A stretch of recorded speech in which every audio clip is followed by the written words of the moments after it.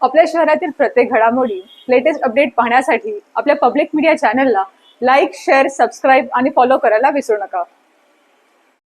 उल्हासनगर महापालिकेतील महापौर पदाचे प्रबळ दावेदार असलेले शिवसेनेचे शहर प्रमुख राजेंद्र चौधरी यांचा पत्ता कोणी कट केला याबाबत उलटसुलट चर्चा उल्हासनगर शहरामध्ये सुरू आहे। आज महापौर पदासाठी अश्विनी निकम यांनी शिवसेनेकडून उमेदवारी अर्ज दाखल केला, तर भाजपकडून अमर लुंड यांनी उपमहापौर पदासाठी उमेदवारी अर्ज दाखल केला। तसं पाहता निकम यांनी जरी शिवसेनेच्या चिन्हावर निवडणूक लढवली असली तरी त्या टीम ओमी कॉलनीच्या सदस्य आहेत।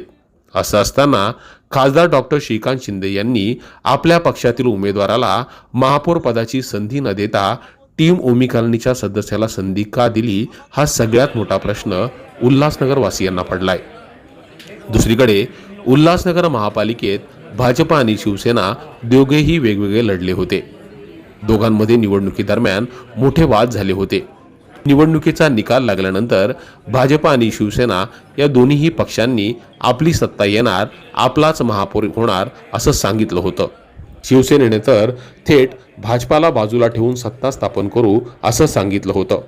मात्र असं असताना असं काय घडलं की भाजप आणि शिवसेना यांनी एकत्र येऊन उल्हासनगर महापालिकेमध्ये सत्ता स्थापन करण्याचा दावा केला, तर दुसरीकडे राजेंद्र चौधरी हे शिवसेनेतील एका गटाला महापौरपदी नसावेत असं वाटत होतं आणि त्यामुळे त्याच गटानं त्यांचा पत्ता कट केल्याची चर्चा शहरात सुरू आहे।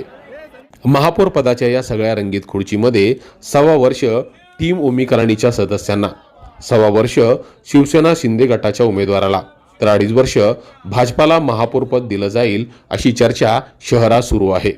मात्र शिवसेनेनं आपल्या एका मातब्बर नेत्याला महापौर पदापासून दूर का ठेवलं, हे कोडं उल्हासनगर वासियांना पडलेलं आहे।